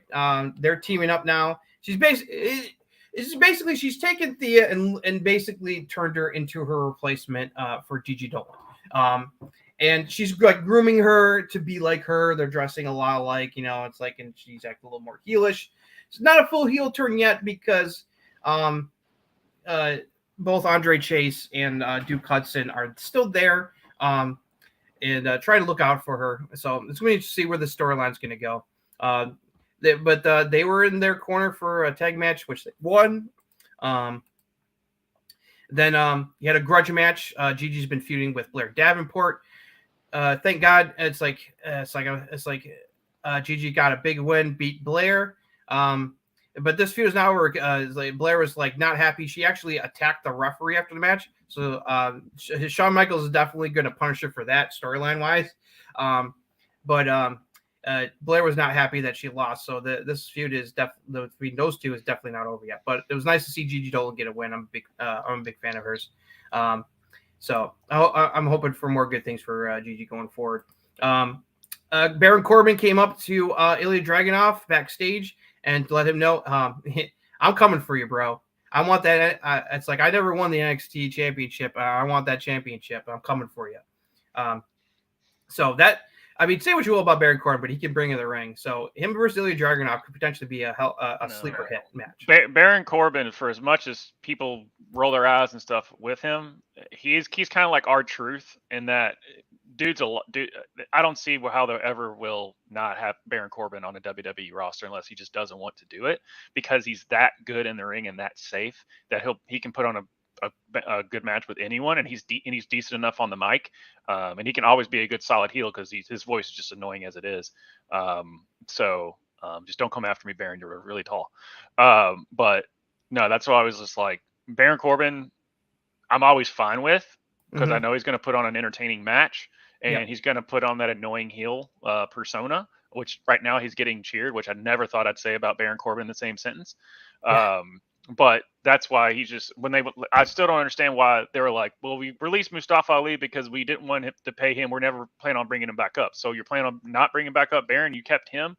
Like, I make it make sense sometimes. With that, because either something happened backstage and you're just not wanting to say it, but obviously he was doing fine in NXT because all of it, because Shawn Michaels didn't like that they released him. So something had to have happened. Yeah, no, something. It's like I think he definitely made Ali had definitely made some enemies over time because he had asked for his release like last year and didn't get it, and publicly said that he asked for his release and was denied. Kind of like what happened with the Dyad, formerly Grizzly Young Veterans. But interestingly, they it's like they didn't release those guys, but they used them until their contracts are up, and then they let them go. Yeah. It's like, which is a classic thing to do. Coming to an AEW near you. Yeah, hopefully we shall see. Oh, speaking of that, Joe Gacy is on a losing streak. It's like he lost recently to Trick Williams, and with the Dyad gone, he's like, Schism is dead. I don't know. I need to figure out what I'm going to do. And he told Rockstar Ava to go beat it for now. So we'll see where this is going to go with the Joe Gacy character. Hopefully, maybe they'll do something that'll actually make me interested. I have nothing against the guy personally. He's a really talented wrestler. I'm just not a fan of the character or the whole Schism stuff. So I'm glad the Schism stuff is dead, and it's off my NXT TV. Well, it was just too Bray Wyatt-esque. So it's just, and he's not. That's the thing. It's not as good as Bray. So it was just like, yeah, fine. Tyler Bate and Pete Dunne Butch took on Gallus as payback for Gallus screwing Pete Dunne in his Heritage Cup match against Noam Dar at No Mercy. And that led to a brawl after the match. And Ridge Holland showed up to back up his bro, the Brawling Brutes, and Tyler Bate. And so this is definitely leading to a 6-man tag with the three of them against Gallus. And I'm all for it because that's those guys are all talented, so that's going to be good stuff. And then we got to the main event. So Trick Williams has to defend his newly won North American title once again against Dirty Dom Mysterio. And as you would expect, first he comes out with Rhea, so that it's automatically like, uh-oh. And then guess who keeps showing up? Every single member of Judgment Day showed up. Damian and Finn came out. JD McDonough came out.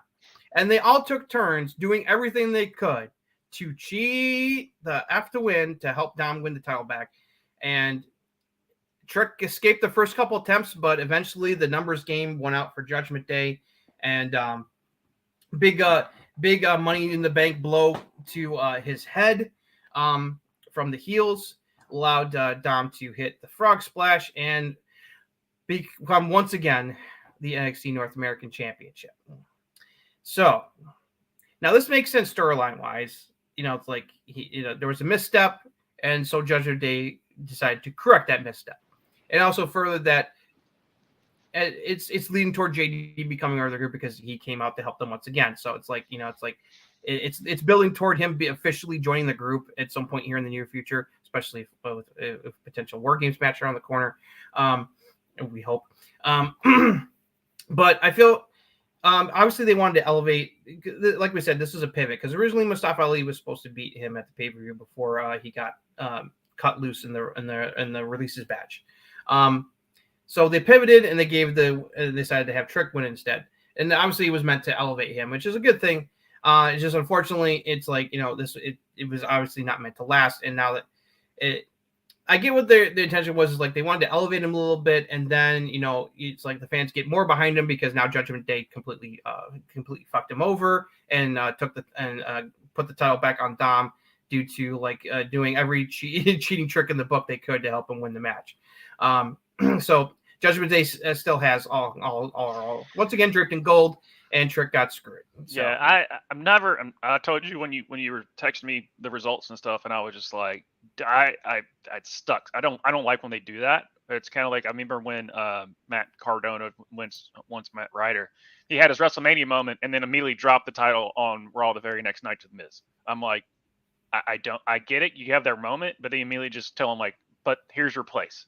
And it doesn't matter. But I understand why they made the decision, or at least it put the title on Trick just so they could hype up and get viewers on NXT because Rhea is basically saying like, if you don't win, then it ain't gonna work. And so you got at least people are like, oh, I'm gonna tune in and see if he doesn't win and doesn't go over on Trick. So maybe that's why they had him, did that tease so people can actually watch it. Maybe gets a couple extra casual viewers on there. Maybe that was a strategy, but I'm still never a big fan of, hey, you won it, now you lost it. And it does help you out. I mean, obviously the fans really liked it because, it's Dom. So anytime someone goes over on Dom, they're going to enjoy it. But still just never a fan of like immediately just getting the title back. Just very Lex Luger Hogan-esque, where Hogan gave Luger the title on like a random Nitro, and then literally like 3 days later he lost it to him at a pay-per-view. It's just a very, very Hogan-esque booking that I never cared for. Yeah, it's like hopefully it's like this isn't gonna hurt Trick in the long run.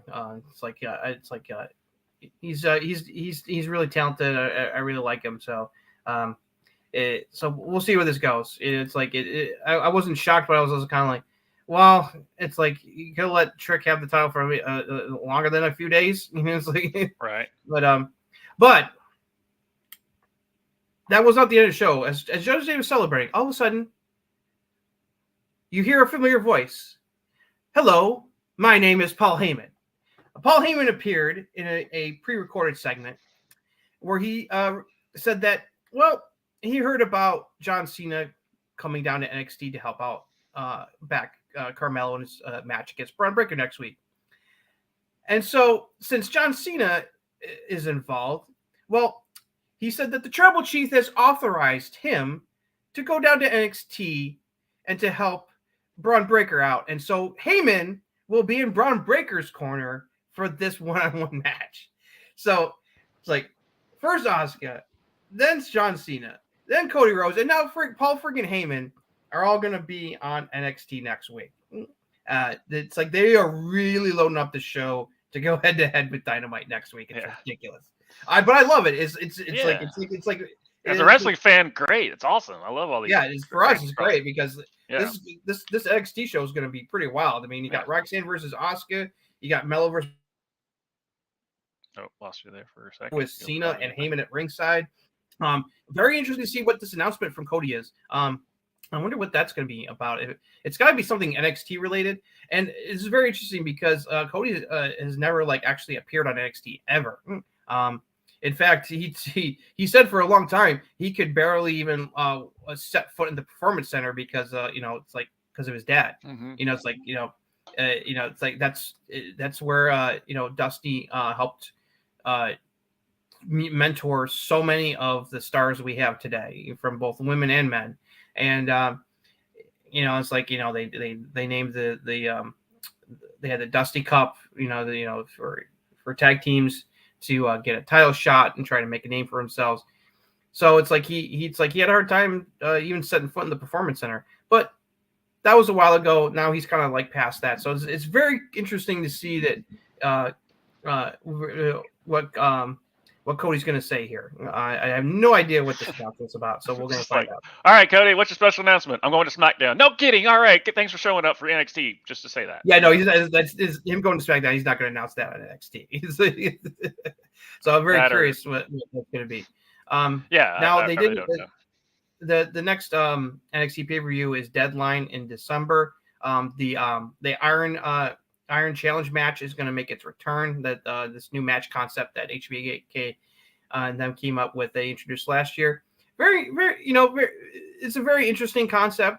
I kind of dug it. So I'll be interested to see who they're going to put into both the women and the men in there, because so we'll get more details is coming up.